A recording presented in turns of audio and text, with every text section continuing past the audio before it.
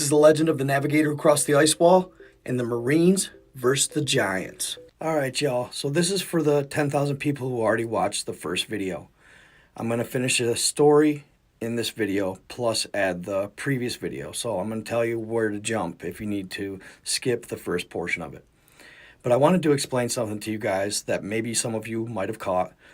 The fact that I said it was in the early 1800s, the setting of this story. Well, the guns they were using on that island said different. It said that they were more modern times, more like the 20th century. And I want to lean towards that. I think that the timeline took place in more like the late 1900s. I'm trying to make sense of it myself because he explains how William Morris isn't able to get healed by the ancestors' medicine.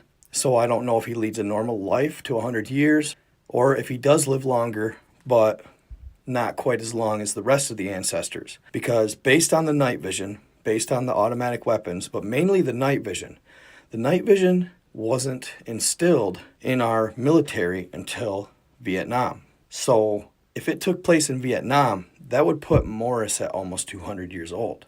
Could he have been? Possibly. Maybe their medicine prolonged his life that much more, but just couldn't make it as long as the rest of the ancestors, which I want to say is around 400 years old. So then the other part of it was, where I'm questioning it, is at a couple different points in the storyline, he says something about the lands and the reality. There was just something wrong with it, which that could have been a timeline shift. That could have been time. Even the soldier said that time is funny on this land, on this island. Time is not the same. So could it have happened in the early 1800s, but they landed on this island that has a timeline portal, and they brought somebody from the future, and the timeline is actually the early 1800s. Like, it's really confusing. So I want to say that my guess would be Morris maybe could have lived to more like 200 years old, or maybe a little older, because of the ancestral medicine. You can see that he talks about it in the story. He even mentions it, that it helps, but it didn't fix the problem. So maybe he's actually just 200 years old, and it is more like Vietnam era, 80s, 90s. It's hard to say. Let me know what you think in the comments, what it was. So that's where the discrepancy is. I just wanted to clarify that. So a quick update. At this point, it's been years since they first navigated and crossed the ice walls to get to the ancestral lands. William Morris went on to remarry and have a daughter, Helen Morris, but unfortunately, he was very sick from being born and living in the known lands for so long. The ancestors, though they had a super advanced technology, were not able to totally heal William Morris. The poisons in the air had infiltrated his system, and he was just too far gone. So there was just nothing they could do to help him with the situation. It was right around the early 1800s, and Admiral Butler and Captain Morris were planning another trip to the known lands. Prior to this, they weren't able to infiltrate them because the custodians had such a tight grip on the boundaries and the entrances into the known lands. And the same goes for underwater. They had all the passages completely locked up.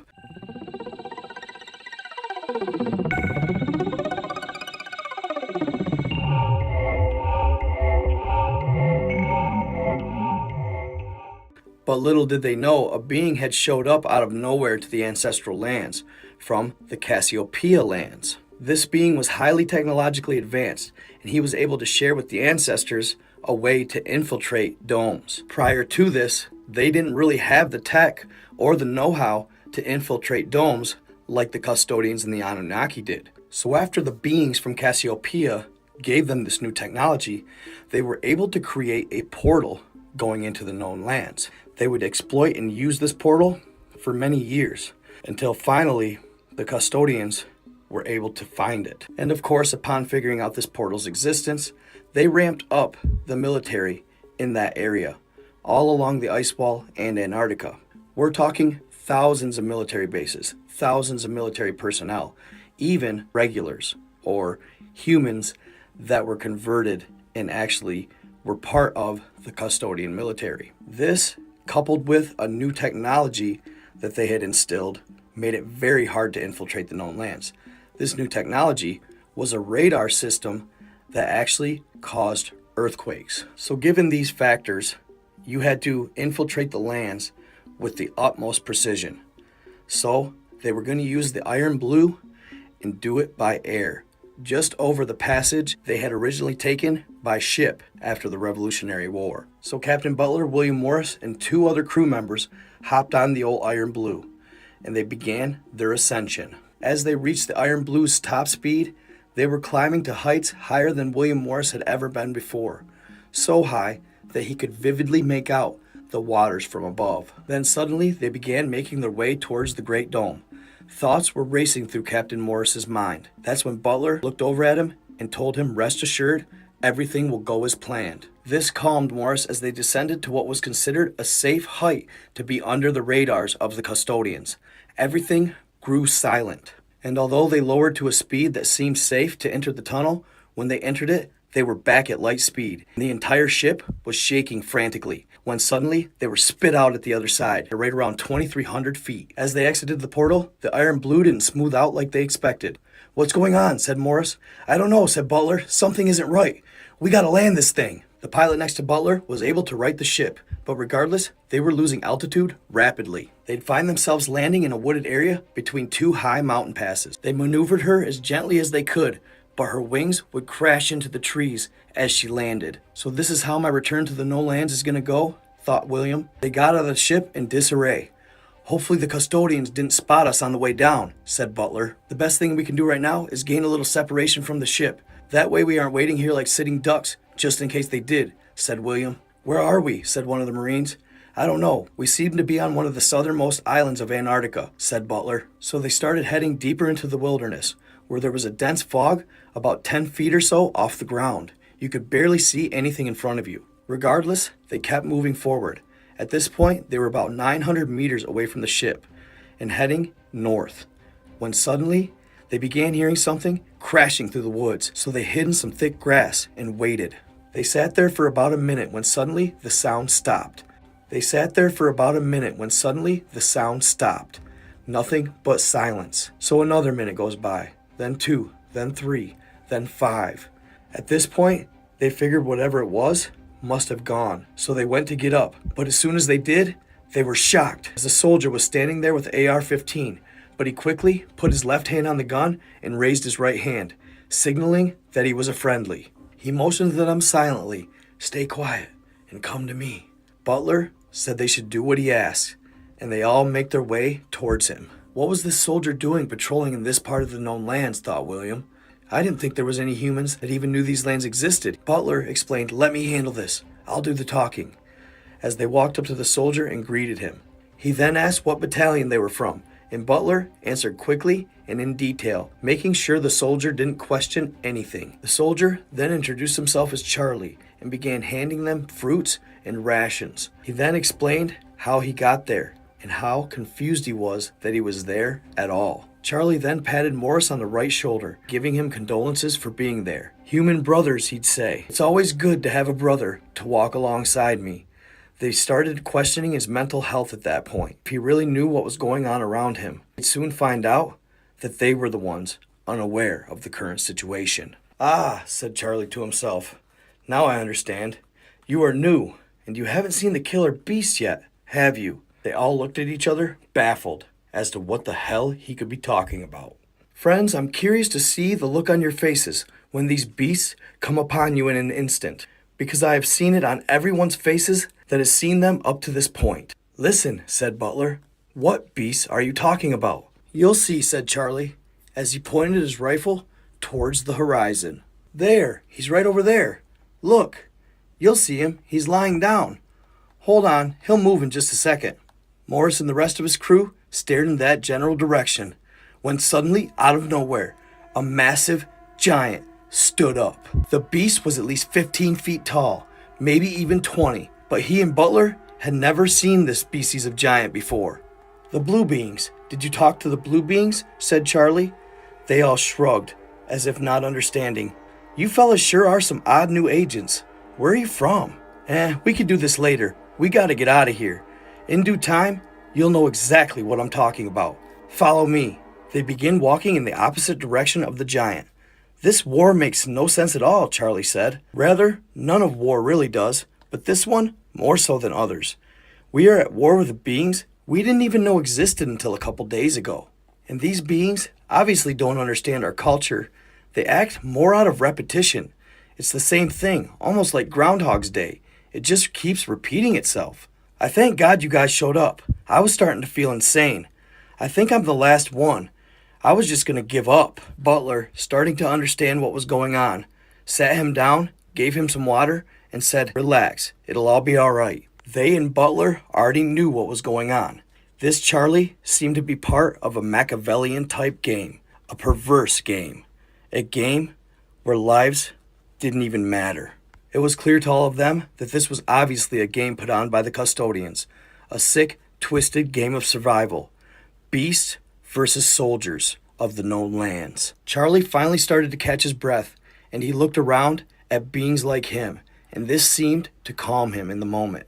They asked him questions to better understand his situation and what had happened to him. He claimed that he had no idea how he had gotten there. The destination was to reach a base in Antarctica, or so we were told by a military man who claimed to be in charge. We had never seen him before. Some of us were sent to an unusual base in southern Argentina. We were put on a warship. They explained the basics about the mission we were supposed to carry out in Antarctica Peninsula, and it was only about logistics, guiding and taking care of scientists who were going to transport elements for meteorological studies. That was basically what we were informed on. Among the military chiefs, there were also other people with strange dark clothes. They seemed to come out of another time. They had dark glasses and did not look directly at us, but avoided us or ignored us completely. Some of my fellow soldiers began asking questions, and that's when they gave us something to drink. They said we had to. As I drank, it was this rather thick and disgusting liquid. Then my legs started to feel a weird sensation. Then my waist. Then my chest seemed to burst, and I fainted. I woke up among the rocks and the swamp, while unknown people were running and screaming in pain around me. I had this gun, you see, and just as I woke, I got up and started shooting at the beast. They were slowly approaching me from afar. Almost for the same survival, none seemed to understand the situation around us. There was only one very quiet man who was sitting looking at the ground, but his calmness was really admirable. I approached him and shouted several times for him to follow us. Those beasts were taking soldiers with their hands and were shaking them on the ground as if they were made of paper. They would slam them. The nightmare was only just beginning. "You guys seen those blue beings?" He looked around and asked. "We saw them the 6th night here. We moved away from the focus where those beasts seemed to live and secluded ourselves along the coast.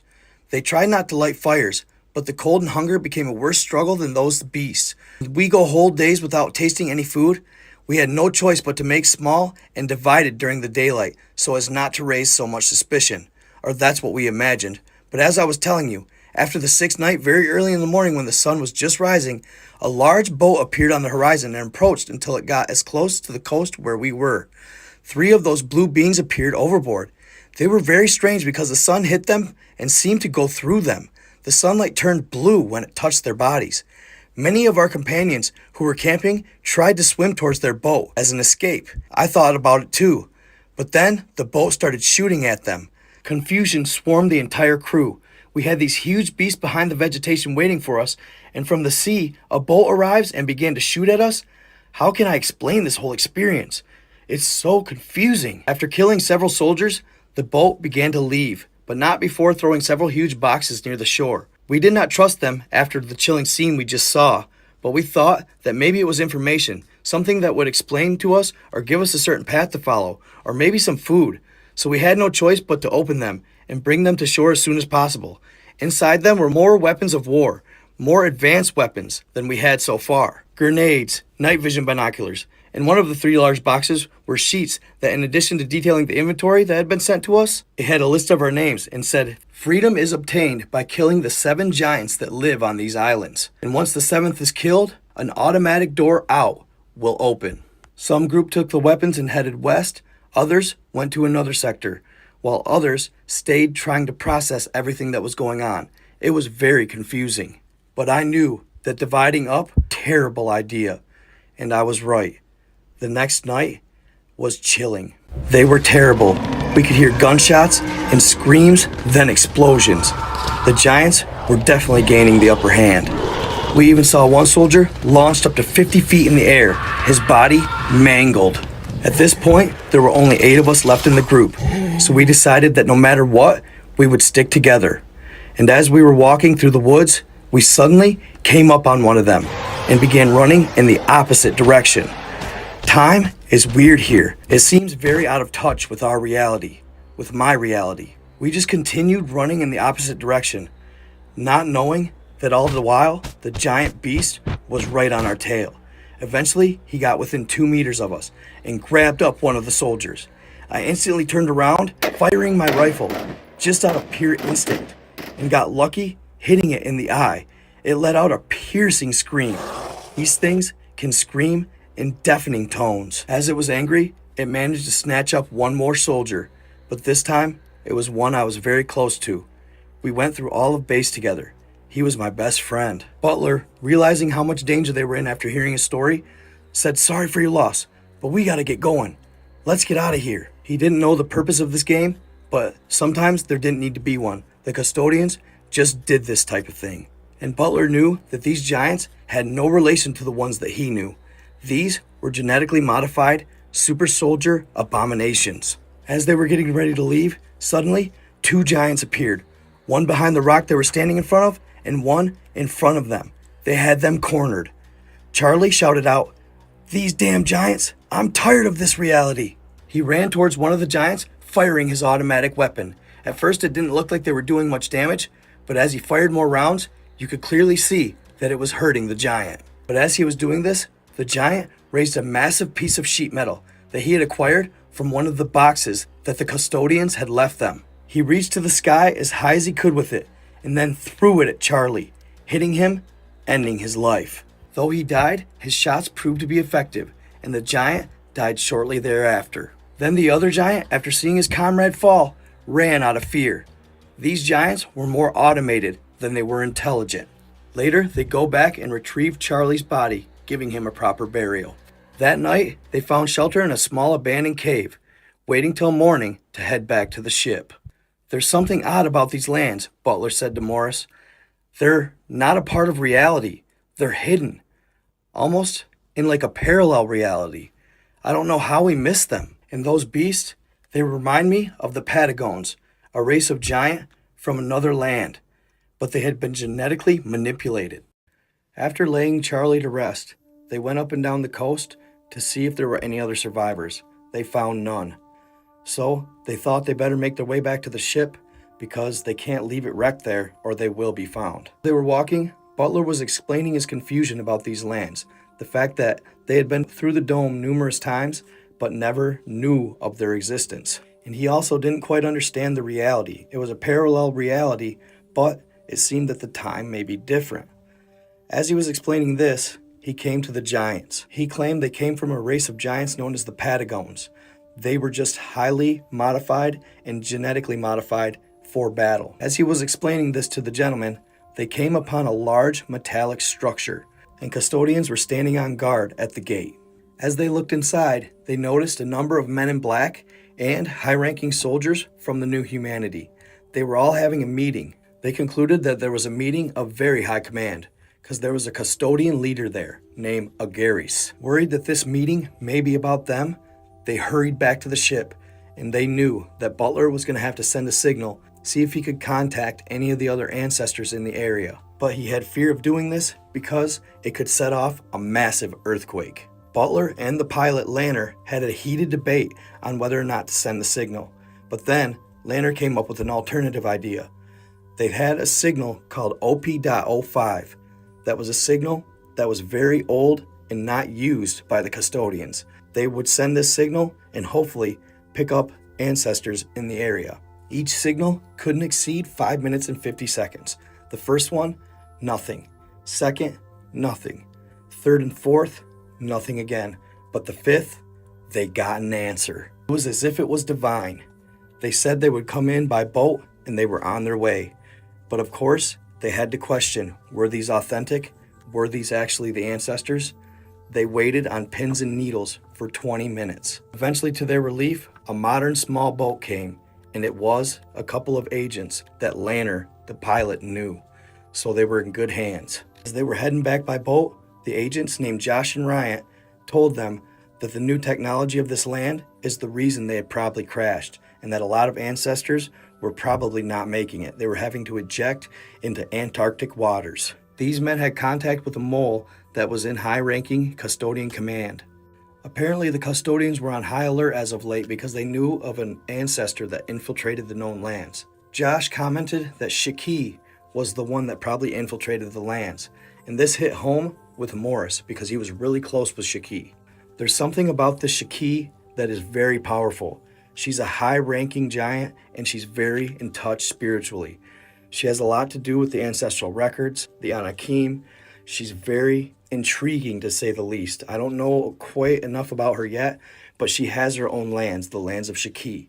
She's very special, and she wants to liberate humanity and the known lands. She infiltrated the known lands looking for Portal 609, and this is a very special portal because it's one of the only portals known to go to Asgard, where the origins of humanity took place. Butler and Morris were curious as to why Shaki and some of the ancestral giants wanted to get into Asgard.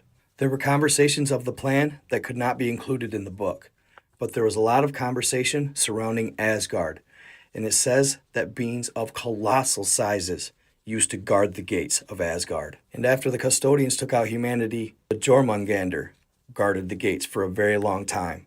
But they say Asgard is where the source and the celestial lands all began. That's where humanity started. The direct connection with Hyperborea and the known lands was destroyed. But 609 is the last portal known to exist that would get us from the known lands to Asgard. And I truly believe it's in Dietlov Pass. It should be noted as well that before they even took off, they had to destroy their ship so that they did a self-destruct protocol on it, so the custodians couldn't discover it and know that they were there. So their modern ship sailed to the south end of South America. They landed on some islands with military bases there. Josh and Ryan gave them multiple points to where infiltrated ancestors should be. They went to these points, and it wasn't until about the 5th that they actually finally ran in to an ancestor. Lanner spoke in Spanish to him and told him they needed a ship to get out of the known lands. He told them that they'd have to go 318 kilometers north. Unfortunately, after stopping at many checkpoints, they felt they could be being watched. So the next morning, they made haste and headed north. The agent that escorted them took them to a large hangar. They hopped in an elevator and headed thousands of meters underground, where they found old ships still covered in dust, but being maintained and ready just in case they needed to be used. One was similar to the Iron Blue. Morris, Lanner, and the 2 other agents hopped on that one. Butler and the new agent hopped on the smaller one. Sure enough, as they took to the air, 2 more ships popped up behind them. They were custodial regulars, and they must have been tipped off by somebody at one of the bases. They were maneuvering and trying to lose them as they headed towards the portal in the dome. Butler and the agent were following Lanner and Morris as they approached the portal, when suddenly the custodian regulars peeled off. Confused, Butler looked at the agent, when all of a sudden, boom! Lanner and Morris hit an invisible wall right in front of the portal. At the last second, the agent with Butler took to the air. Custodian regulars knew what was about to come. The agent and Butler were able to climb and get behind this invisible wall and breach the portal. But unfortunately, Morris and Lanner were done. Butler wanted to circle back and go back through the portal, but the agent told him there was no use. He kept him grounded in the situation, and they made it to the ancestral lands. As Butler walked towards Helen, she automatically knew. Butler was in tears and told her her father had passed away. Helen was devastated. She was almost angry and didn't even know if it was worth it anymore. But deep down, a fire lit inside, and she knew she must carry on her father's legacy because he wanted nothing more than to liberate the new humanity in the known lands. There you have it, folks. Absolutely mind-blowing encounter with Captain Butler and William Morris. I never saw that coming when I first read the story. Who would have thought that custodians play or facilitate like Hunger Games like scenarios, or like they said, Machiavellian type scenarios. Survival of the fittest, survival in extreme conditions. It's like some Alien vs. Predator type stuff right there. And could you imagine what those soldiers were going through? It's absolutely terrifying thinking you join the military to serve your country, and before you know it, you're on some random island fighting giants. Absolutely crazy. And I can imagine it gets even crazier than that in some scenarios. Then this land, which time is or acts different. I'm not exactly sure where I think this is at. I haven't really looked at Google Earth yet. It's probably honestly nowhere to be found on any conventional maps or Google Earth. But regardless, crazy story. And not only that, it was crazy to me when they were rescued and they started talking about Shiki and Asgard in Portal 609 to Asgard, but is protected by the Jormungandr, the massive snake that was instilled allegedly by the custodians after they basically eradicated humanity from Asgard. But it said in the story that the original 5 masters that created humanity instilled some sort of power or energy that would not allow the custodians inside of Asgard, but they're surrounding it, basically preventing any one of humanity from getting in there. But Shiki is trying to still infiltrate it. So she's going to have to face the Jormungandr. Crazy stuff. Absolutely awesome story. You know, whether it's real, whether it's fake, it's allegedly fiction. This is for entertainment purposes only, but they need to make a movie out of this stuff, I'm telling you. And also how they said Portal 609 was between Europe and Asia. I believe that Portal 609, I think, is the Dyatlov Pass portal. And whatever's protecting it is something fierce. Once you get through that, then you got to face whatever's protecting Asgard. So, crazy stuff. I love this story. I love reading it and telling you guys. And also, I was going to think about doing something about me. I was also thinking about going live for you guys and reading the story live and doing an actual read from the books. I'm going to put links in the bio so that, or the description, so that you guys can find links to go buy the book yourself, because there's something about reading it yourself that's absolutely fascinating. What do you think in the comments? Stay in the love, stay in the light, be kind to others. Out.